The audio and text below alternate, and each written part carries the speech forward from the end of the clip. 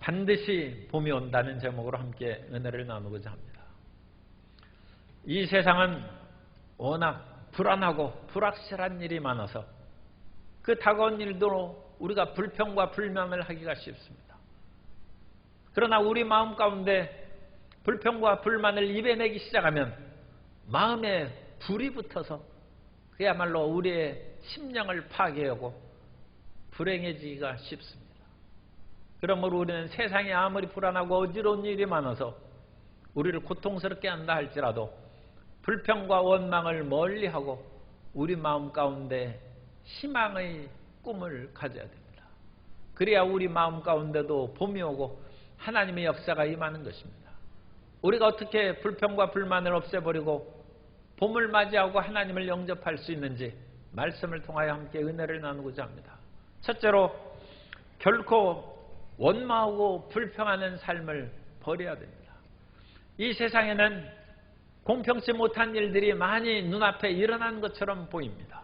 그러나 하나님은 정의로우시기 때문에 그 모든 것을 끝까지 지내놓고 봐야 되는 것입니다.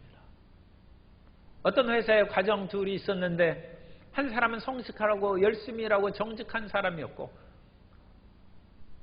부하나 동료 직원들에게도 신망과 존경을 받는 사람이었습니다. 그런데 또 한 사람은 사람들이 손가락질을 받는데 그 사람이 잘하는 것은 윗사람한테 아주 잘하는 것입니다. 그런데 그 윗사람이 잘하고 사람들이 손가락질을 받고 일도 제대로 안 하는 그 사람이 부장으로 승진됐어요.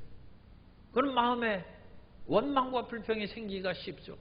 시편 73편 1절 이하에 보면 하나님이 참으로 이스라엘 중 마음이 정결한 자에게 선을 행하시나 나는 거의 넘어질 뻔하였고 나의 걸음이 미끄러질 뻔하였으니 이는 내가 악인의 형통함을 보고 오만한 자를 질투하였습니다.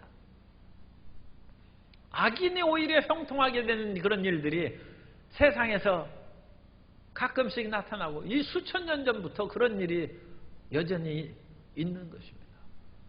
그런 일을 당할 때 하나님, 내가 성실하고 정직하게 살아온 그 모든 것이 무슨 유익이 있습니까? 시편 73편 12절 이하에서 말씀합니다. 볼지어다 이들은 악인들이라도 항상 평안하고 재물은 더욱 불어나도다. 내가 내 마음을 깨끗하게 하며 내 손을 씻어 무죄하다 한 것이 실로 헛되다. 이 시편 기자도 말을 지금 실수하고 있어요. 내가 정직하고 올바르게 살아온 것이 헛되다는 거예요. 그럼 나쁜 짓 하자는 것입니까? 말을 함부로 나오기가 쉬운 것이죠. 사람이 불만이 생기고 불평이 생기면 말을 함부로 하기가 쉬운 것입니다. 그러나 전도서 기자는 우리가 하나님 앞에 함부로 말을 하지 말고 입을 열지 말라고 전도서 5장 2절에서 말씀합니다. 너는 하나님 앞에서 함부로 입을 열지 말며 급한 마음으로 말을 내지 말라. 하나님은 하늘에 계시고 너는 땅에 있음이니라. 그런즉 마땅히 말을 적게 할 것이라. 하나님은 하늘에 계셔서 높은 분이고 우리는 땅에 있는 낮은 사람이니까 올바른 말도 하지 말라는 그런 뜻은 아닙니다. 하나님은 실로 위대하신 분이고 하늘에 계셔서 영광과 찬양을 홀로 받으실 하나님이십니다.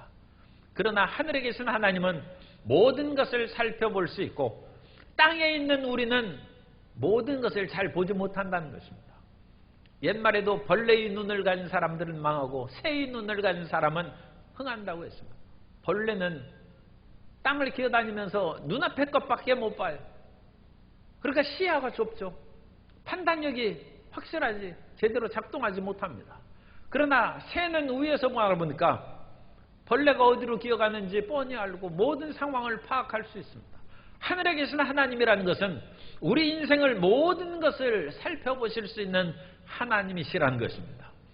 그러므로 땅에 있는 우리는 지금 눈앞에 나타나는 것을 인하여 자칫 원망하고 탄식할 수 있는데 하늘에서 보신 하나님은 그게 오히려 너에게 좋은 것이 되고 슬픔이 변하여 기쁨이 되고 재앙이 변하여 축복이 되는 것을 내가 어찌 알지 못하냐.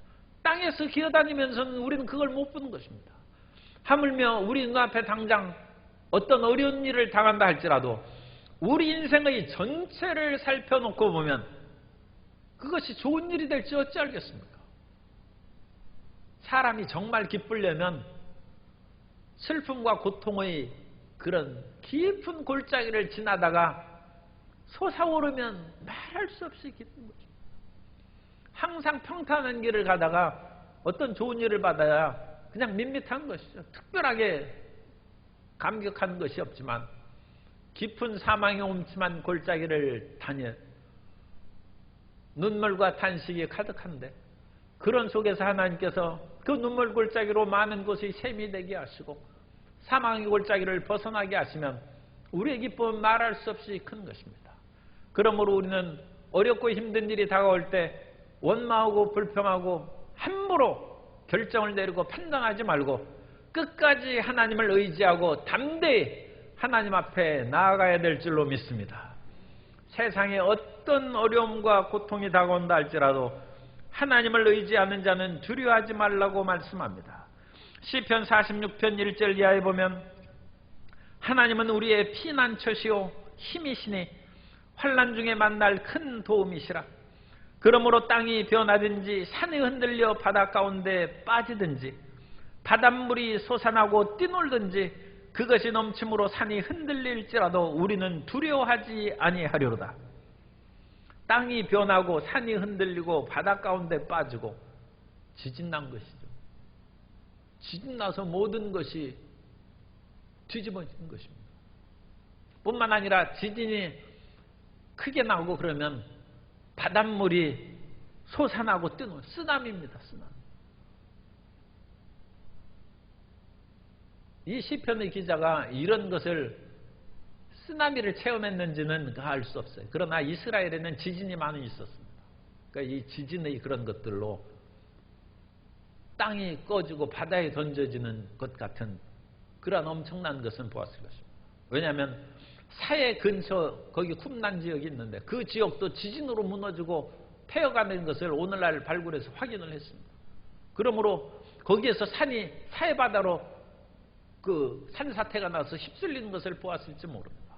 그래서 바닷물이 사해바닷물이 출렁거리는 것을 보았죠. 그러나 그럴지라도 하나님을 믿음으로 우리는 두려워하지 않는다는 것입니다. 그러면서 시편 기자는 연이어서 시편 46편 10절에서 말씀합니다. 이르시기를 너희는 가만히 있어 내가 하나님됨을 알지어다. 내가 문 나라 중에서 높임을 받으리라. 내가 세계 중에서 높임을 받으리라 하시도다. 하나님께서는 지진과 쓰나미와 같은 그런 대지양과 역경 속에서도 우리를 지키시고 돌보아 주셔서 과연 하나님이시다는 찬양을 받으시고 존귀와 영광을 받으실 줄 믿습니다. 그러므로 우리 삶 가운데 다가오는 그런 많은 고통으로 인하여 쉽게 원망하고 탄식하고 절대로 절망해서는 안 될 줄 믿습니다.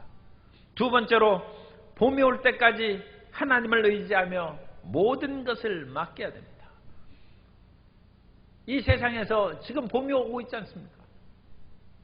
아무리 지구의 온난화로 말미암아 한겨울에도 폭우가 내려서 홍수가 범람하고 또 한편으로는 폭설이 1m, 2m까지 쏟아지는 그런 재앙을 만날지라도 또 미국 같은 문명국에서도 어찌나 추운지 풍력발전소가 얼어붙어 가지고 나무 떼고 사는 거예요. 이거 순식간에 원시 사회로 돌아가는 그런 재앙이 있다 할지라도 반드시 봄이 다가오기 때문에 우리는 그 봄이 올 때까지 하나님을 의지하고 우리의 삶을 맡겨야 되는 것입니다.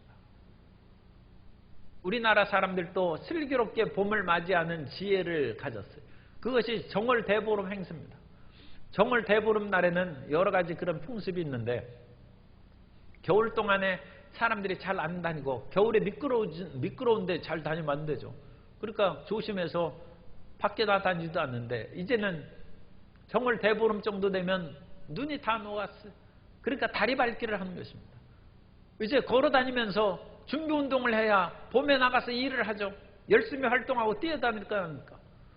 겨울 동안에 우리가 많이 활동도 아니고 식욕도 없어지니까 몸이 쇠약해질 수 있어요. 그러니까 밤이나 호두 같은 견과류를 먹는 거예요. 이 견과류가 굉장히 기름지고 에너지가 많습니다. 더군다나 오국밥을 지어서 옛날에 친구 집에 가도 밥 주고 여기 집에 가도 가지고 9번을 밥을 먹어. 대보름날은 9번을 밥 많이 먹고 기운 차려서 봄을 맞을 준비. 왜 봄에 맞을 준비 뭡니까? 봄놀이 가자는 것이 아니라 봄에 씨앗 뿌리고 일을 하라는 것이죠. 우리 일을 할 수 있도록 그같이 쥐불놀이도 해가지고 병충해 있는 그런 곳에 불을 놔가지고 병충해를 태우고 일할 준비가 하고 봄을 맞을 준비를 정월 배음날에 하는 것입니다. 그러면 우리도 하나님께서 오실 때 하나님을 맞을 준비를 해야 될 줄로 믿습니다. 하나님을 맞을 준비는 오늘 이 성경 보면 세 가지로 말씀합니다. 3절에 야훼를 의뢰하고 선을 행하라. 하나님을 의뢰하고 선을 행하면서 우리가 살아가면 주님께서 우리를 찾아오실 때 기쁨과 평안함이 충만할 줄 믿습니다. 하나님을 의뢰하고 선을 행하라는 것을 우리 교회의 표어로 얘기하면 하나님 앞에 정직하고 사람 앞에 진실한 것입니다. 하나님을 의지하는 자는 악을 행하지 않습니다. 그러나 우리는 부족하고 취해서 하나님 앞에 우리 스스로를 드러내기가 부족합니다. 그때 우리는 예수 그리스도의 십자가 대속의 은혜를 힘입어서 하나님, 나는 불의하고 추악하나 나를 위하여 십자가에 죽으시고 못 박히신 예수님을 믿고 의지하오니 하나님 내 죄를 사하시고 하나님 앞에 담대히 설 수 있도록 은혜를 내려 주옵소서. 그래야 하나님을 의지하는 것이죠. 하나님 앞에 정직한 것은 곧고 바른 것인데 나는 부족하고 취해도 예수 그리스도를 의지함으로 말미암아 하나님의 보좌 앞에 담대히 나아갈 수 있는 것입니다. 뿐만 아니라 사람 앞에 진실한 것, 사람 앞에 진실한 것은 사람 앞에 사랑만큼 진실한 것이 없습니다. 사랑으로 사람을 대하고 행하라는 것입니다. 며칠 전에 신문을 보니까 미스 트롯 2 해서 결승 라운드 1라운드를 했다는 것이 있습니다. 제가 직접 TV는 보지 못했습니다만 거기에서 그 아주 노래를 잘하는 양지은 씨가 1위를 했는데 그래서 그 기사가 어떤 것인지 봤어요. 그래서 노래를 얼마나 잘하는지는 제가 알 수 없습니다만 이 양지은 씨가 보통 효녀가 아니더라고요. 자기가 미스 트롯 2에 나와가지고 병상에 계신 아버지가 몸이 여유였는데 3kg나 살찌고 그것을 보고 기뻐해가지고 자기 마음이 정말 여기에 잘 나왔다는 생각을 한다는 것입니다. 자기가 지금 1등에서 기쁜 것이 아니라 자기가 여기에서 나와서 그 아버지가 몸이 건강해지고 기뻐하는 것을 보고 자기가 잘했다고 생각한다. 그런데 이 딸이 정말 효녀예요. 중학교 때 판소리를 해가지고 중요 무형문화재로 흥부가를 이수한 사람입니다. 그런데 그 아버지가 이건 꼭 이제 사람들한테 다 적용할 수는 없고 그 양지은 씨만 적용을 해야 돼요. 자기 아버지가 신장염이 있는데 신장 하나를 떼서 이식을 했어요. 아니 지금 판소리를 하는 사람이 신장을 떼가지고 배를 수술했으니 그 노래하는데 얼마나 지금 지장이 생길 수 있겠습니까? 그런데 그것을 서슴없이 어린 나이에 그렇게 해가지고 판소리를 그만뒀어요. 그런데 그 뒤에 이제 몸이 회복되어서 아마 이 트로트, 미스 트로트 2에 나왔겠죠. 사람 앞에 사랑의 진실한 것만큼 진실한 것이 없습니다. 그럼 우리는 사람을 대할 때 그런 사랑의 마음을 가지고 진실하게 열매, 참 열매가 있는 그런 삶을 살아가면 그것이 하나님이 오실 때 우리를 환영하고 축복할 수 있는 그릇을 만든 것임을 잊지 않기를 바랍니다. 뿐만 아니라 하나님을 기뻐하라고 했어요. 야훼를 기뻐하라는 것입니다. 4절에 또 야훼를 기뻐하라. 그가 내 마음의 소원을 내게 이루어 주시리라. 우리가 하나님을 기뻐하는 것이 쉽지가 않습니다. 왜냐하면 우리는 이 세상을 기뻐하고 세상의 쾌락 가운데 살기가 쉬운 것입니다. 그러나 하나님만이 우리의 피난처요 우리의 도움이요 우리의 살아갈 길임을 우리는 믿고 있습니다. 그러므로 언제 어디서라도 하나님을 기뻐하고 하나님을 앙망하는 성도 여러분이 되어야 될 줄로 믿습니다. 시편 62편 6절 이하에 보면 오직 그만이 나의 반석이시요 나의 구원이시요 나의 요새이시니 내가 흔들리지 아니하리로다. 나의 구원과 영광이 하나님께 있으며 내 힘의 반석과 피난처도 하나님께 있도다. 백성들아 시시로 그를 의지하고 그의 앞에 마음을 토하라. 하나님은 우리의 피난처시로다. 하나님에 가까우셔도 도망가는 사람이 있어요. 아담과 하와가 범죄한 후에 하나님이 저녁에 동산 서늘할 때 오셨는데 아담과 하와가 숨었습니다. 도망가서 나무 사이에 숨었어요. 자기들이 하나님의 뜻을 어기고 선악을 알게 하는 나무 열매를 먹었기 때문에 하나님을 기뻐하지 않았습니다. 하나님께 가서 피난하는 것이 아니라 하나님을 뛰쳐나와서 나무 가운데 피난처로 삼고 숨은 것입니다. 우리 인생에 어떤 어려움이 있어도 하나님이 우리 기쁨이 되고 우리의 소망이 되어서 하나님께 더 가까이 달려나가는 성도 여러분 되시기를 예수님 이름으로 축원합니다. 하나님을 기뻐하는 것이 우리의 힘입니다. 이 세상에 물질도 힘이요 권력도 힘이고 온갖 건강도 힘이지만 하나님을 기뻐하는 것이 가장 강력한 힘입니다. 어떠한 일에도 낙심하거나 뒤로 물러가지 않냐고 하나님을 기뻐해야 됩니다. 따라서 하나님을 의지하는 것이 나의 힘입니다. 하나님을 의지하고 기뻐함으로 힘을 삼고 살아야 됩니다. 뿐만 아니라 세 번째로는 내 길을 5절에 야훼께 맡기라. 그를 의지하면 그가 이루시고 내 의를 빛같이 나타내시며 내 공의를 정오의 빛같이 하시리로다. 하나님께 우리 길을 맡기랍니다. 우리 인생을 하나님께 맡기는 것이죠. 세상에서 옛날 조선시대에는 시집가면 완전히 남편에게 자기를 맡기는 것이죠. 얼굴도 모르는 사람한테 시집가고 결혼할 그런 때도 있었다고 합니다. 그런데 맡기는 것이죠. 그리고 어떻게 해서 그와 같이 맡길 수 있느냐? 부모님을 신뢰하기 때문에 그렇죠. 그 당시만 해도 그 부모님들끼리 서로 혼사를 얘기하고 결정하면 그 딸들이 아들, 딸들이 순종을 했어요. 그러면 그 자녀들은 부모님을 믿는 것이죠. 그래서 내 인생을 맡길 수 있다. 하나님은 어찌 부모님에 비교할 수 있겠습니까? 모든 훌륭한 부모님보다 더 훌륭하고 더 신실하고 변함없는 사랑을 가지신 분인 줄 믿습니다. 그러면 그 하나님께 인생 맡기라는 거예요. 그럼 하나님 내 인생을 맡기려니까 부족함이 있습니다. 내가 과연 하나님의 사랑을 받을 수 있을까요? 그렇게 의심할 수 있습니다. 그러나 하나님께서는 귀하고 좋은 사람들만 맡아주고 그 사람들만 편애하시지 않습니다. 예수님께서는 이 땅에 오셔서 말씀하십니다. 내가 죄인을 부르러 왔다고 했어요. 세상에 죄인을 찾는 사람이 어디 있습니까? 세상에는 의롭고 귀하고 존귀한 사람을 찾는 사람은 많이 있어도 죄 지은 사람을 감옥에 가두려고 하는 것이 아니라 그 사람을 고치고 그 사람을 행복하게 만들기 위해서 그런 사람을 찾는 분은 예수님밖에 없습니다. 예수님께서는 이 땅에 아프고 병자들을 찾으러 오셨습니다. 건강한 자에게는 의원이 쓸데없고 아픈 자에게 쓸데있다고 하신 분들은 주님께서는 아프고 고통당하는 자를 위하여 오셨습니다.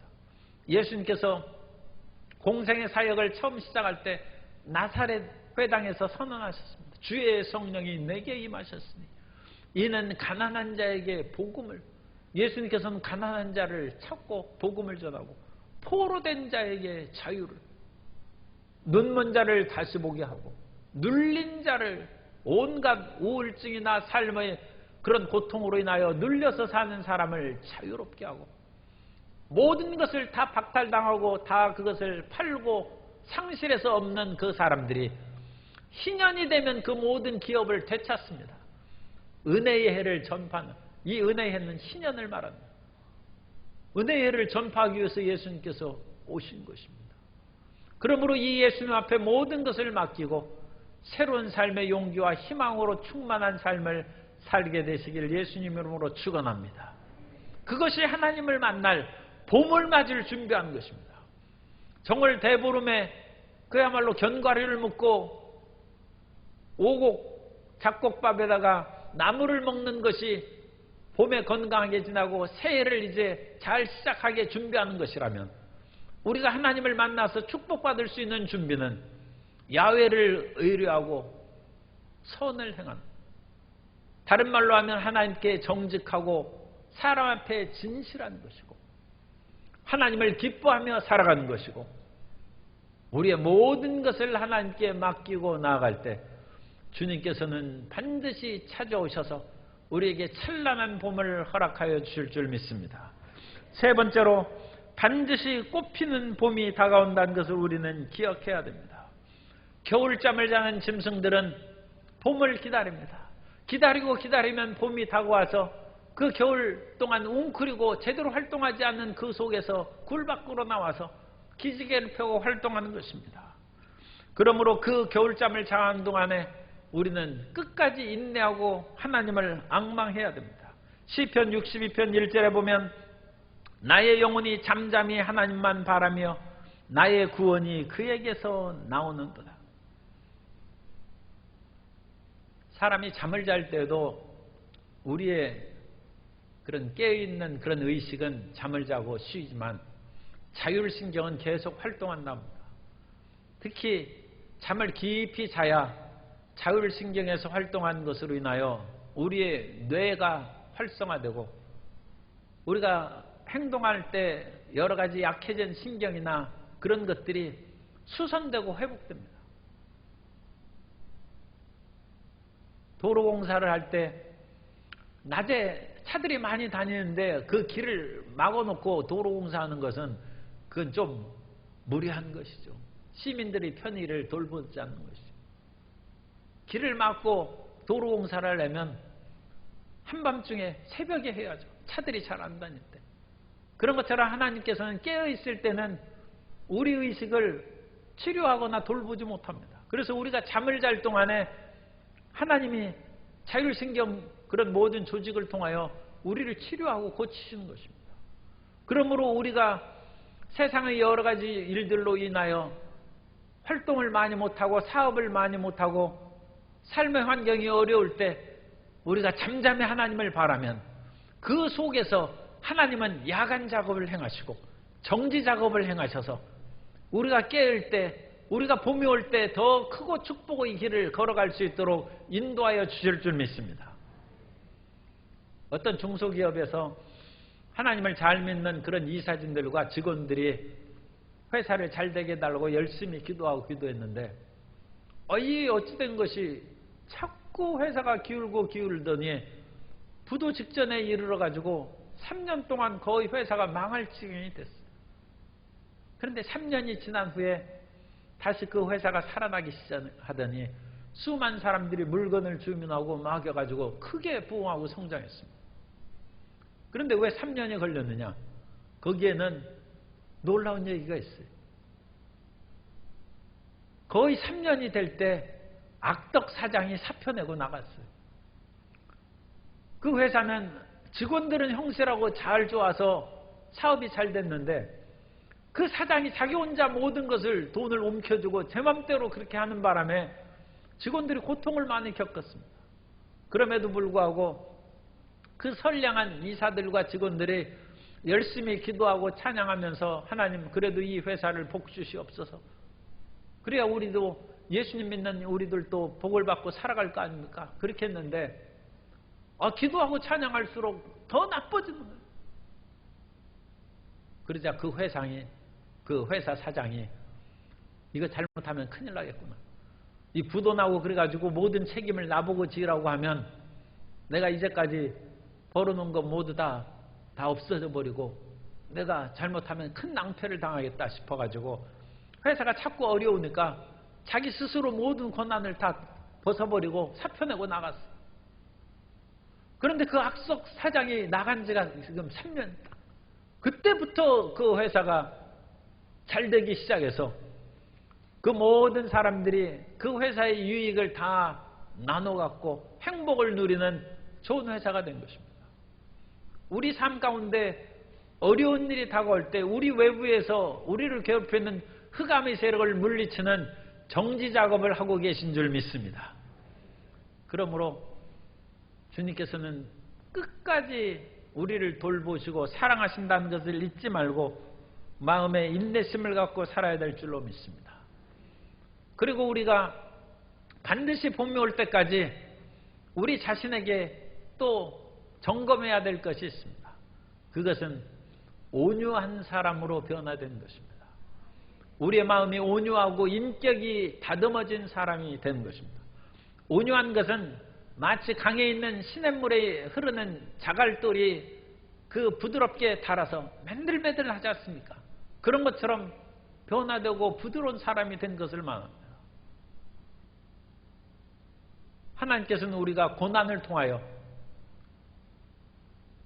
물 가운데 불 가운데 지나가는 것을 통하여 우리를 연단시키고 우리의 인격을 변화시키기를 원하시는 것을 잊지 않으시기 바랍니다. 만일 우리가 어려움을 겪었는데도 우리 성격이 다 100% 좋지는 않지 않습니까? 그런데 그 나쁜 성격 그대로 어려움을 이기고 여전히 이제 봄을 맞이했어요.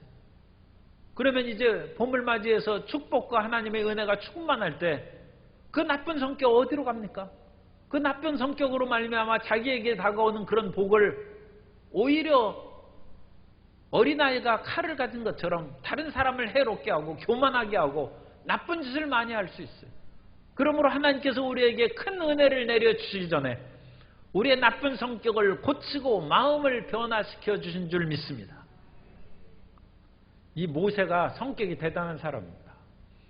모세가 어느 날 왜 나의 동족이 애굽 사람들에게 노예로 살고 있느냐 생각해 보니까 이 말이 안 되는 거예요. 그래서 동족 해방을 위해서 내가 살아야 되겠다 마음을 결심하고 자기 동족들이 일하는 현장을 가보니까 애굽인들이 매질을 해가지고 히브리인들을 괴롭히는 거예요. 그때 모세가 이 애굽 사람을 쳐서 죽였습니다. 그것은 우발적인 살인이 아닙니다. 거기서 친다는 것은 계속적인 미완료 형태를 쓰고 있어요. 모세가 그 사람을 계속 때려가지고 죽었어요. 모세가 이 무서운 성격이죠. 그런데 모세가 이와 같이 성격이 급하고 불의를 못 참는 그것은 좋은데 너무 강해가지고 다른 사람을 그런 식으로 대하면 이스라엘 백성들은 원래 목이 곱고 완악한 백성입니다.